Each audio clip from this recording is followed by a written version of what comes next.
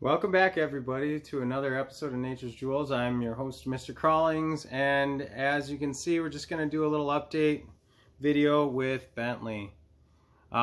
It's been about going on 6 months since I've had him, so he's 6 months old, still a sweet little baby.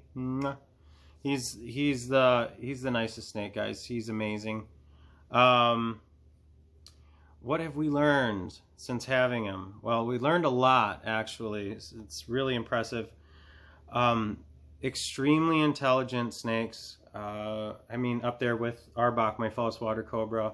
A lot more chill. This is kind of like the Labrador of snakes. Like, he's just really, you could just do anything. He's just super chill. Unless you know mean Labradors, then that doesn't apply to him. So it's different. But yeah, he's like tripled in size. The species is growing. He's growing very, very long. I'm trying to work with natural lighting, but it doesn't seem to be working very well. Anyway, we're just gonna roll with it. Mwah, love you. You see, he's just a sweet, sweet baby. Very inquisitive. Yeah, he's just very inquisitive. So this species so far, in my experience with Bentley here, man, he hates taking larger prey items. So this species really does enjoy smaller feeders in my experience so far. I was feeding him, gosh. He started off with like 3 hopper mice when I first got him. You know, I started him off on 1 to try to go kind of easy on him, and then we went to 2 and 3, and he was pounding 3 and then getting hungry the next day. So I said, okay, you're ready for more. This guy, he'll occasionally take a large mouse, and actually I have a feeding video coming up soon on that. I have it saved. It's just going to be him eating a mouse, kind of like the last couple videos where you might have seen him eating. It's just me just kind of documenting how they eat and feed. Actually, I did the video on how different snakes feed and stuff like that, which I thought was really interesting. Nobody else has done. He's just, I just can't help but kissing him on the head. It's awesome. What else have we learned? So yeah, he got all the way up to, like, I think one time he ate like 10 hoppers, and I was like, dude, you got to eat a mouse. You're killing me here. You're gonna make me go broke. Which, I mean, we're just kidding about that, but yeah, it was ridiculous. So if you ever do get a Boelens Python, be prepared to spend lots of money on tiny food items, because they're really picky eaters. I mean, I don't know what it is. He just likes that fine dining, I guess. It's crazy. So yeah, he's starting to break into mice, so that's really, really good for me. He's in a big 100 quart or 100 liter. I can't remember which it is, but he's in my ball, like I have a ball python rack. It's a huge tub, so he's able to thermoregulate really well. I have half of it filled with sphagnum moss to keep the humidity really, really high. Something that I obviously don't want to happen with him is to get an upper respiratory infection. And a lot of times, upper respiratory infections, a lot of people think it's, it's fungal or something like that, which it is. But anyway, what I'm kind of getting at is a lot of times it's brought on by dehydration and not proper humidity in the enclosure. That's how you get upper respiratory infections in reptiles and snakes specifically. So one half of his enclosure is sphagnum moss, and the other half is cocoa chips, big cocoa chips. And then he's got also a humid hide in the back there in the warm area. So he's got the humid in the cool area, he's got the humid in the warm area. He's got a dry, hot hide, and then he's got a cool hide as well. And then also, with this species, I also set him up a little bit like a chondro, or a green tree python, sorry, where I just put a couple of PVC pipes at an angle, so he can go up there and perch a lot of times he just likes to climb around on them. I got some silk leaves up there for him as well. I haven't seen him use it to perch too much, but sometimes he does like to get up and off the floor and kind of get up away from that humidity a little bit. So it just gives him an opportunity to cruise around. But yeah, he's been just a joy to keep. What else do we know? Ironically, I'm keeping him a lot like I used to keep my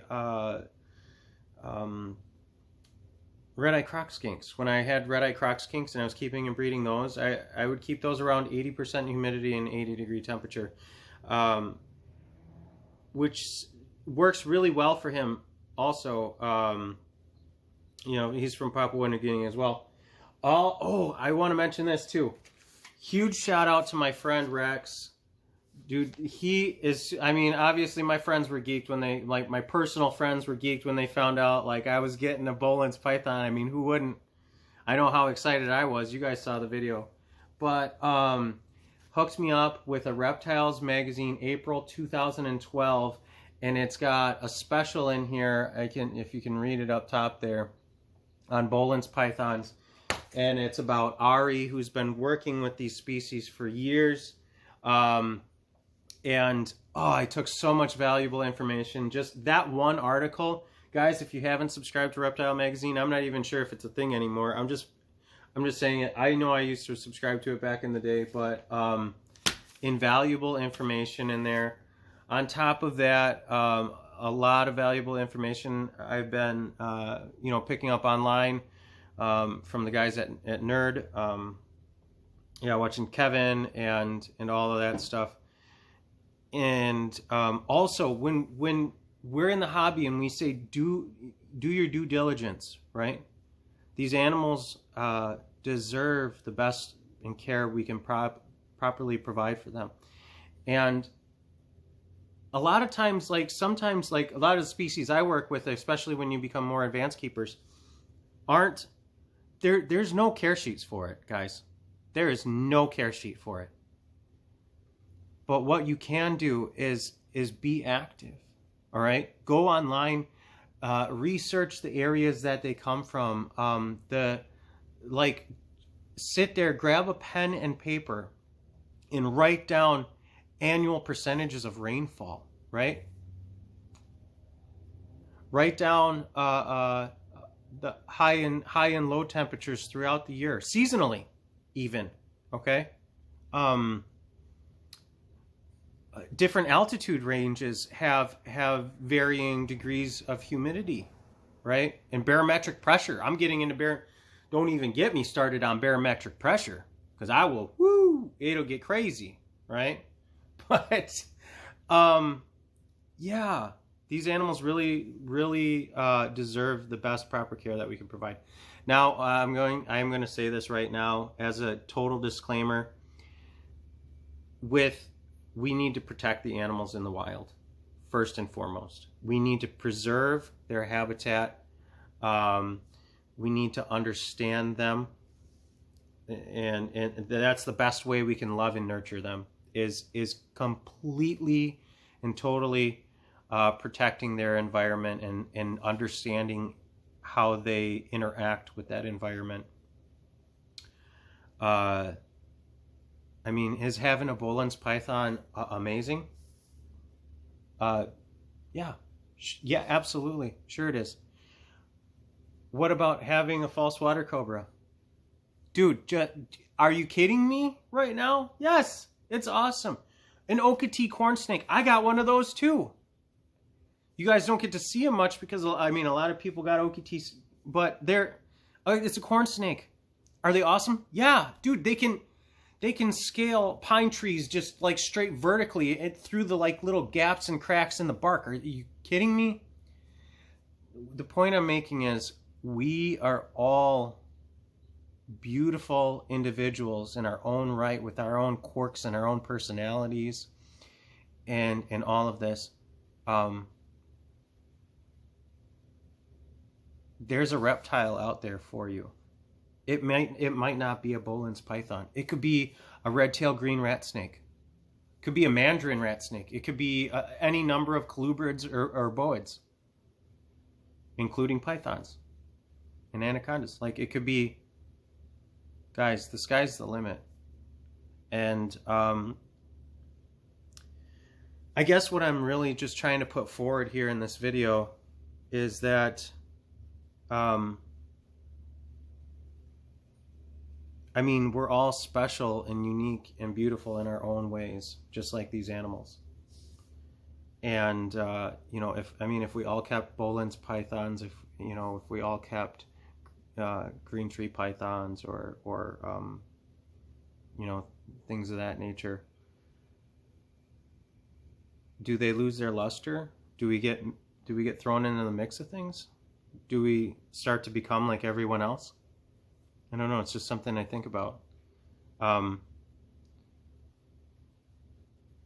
mean, that's what makes us all beautiful and special, is that we're individuals and we bring something entirely different to the table, each and every one of us. So maybe what you decide for your reptile, maybe they're alligator lizards, you know, maybe you just do love leopard geckos and that's your thing and you're a bomb at it. You're just amazing. Do it and let the world see you shine. Okay? Because if you're not passionate about the animals that you're keeping, if you're doing it for some sort of monetary gain, if you're doing it for if you're not doing it for the love of the hobby and the animals and understanding them, you're doing it for the wrong reasons, guys. I mean, this hobby is amazing and beautiful. And I want you to be part of it and share it in the joy and excitement with me, I guess is what I'm trying to say. I love you guys with all my heart. Thank you all for the subscriptions, the kind words, the comments down below. It means a lot to me. It really, really does. Please, share your videos, share your channel on my channel. If I can help you grow and you can share your knowledge and your experiences, whether they're beginner stage, intermediate, or advanced, please feel free to share them on my page. The more we can grow collectively, the better our animals, or all the animals in our collection, are going to do. And some of these laws that are harming the reptile hobby right now, they're not going to make things better. The only way we can make them better is through education and for the collective good of our hobby. And that's where you come in. I love you. If you guys keep it crawling. Bentley, say bye, baby. And we'll see you next time. Have a good one.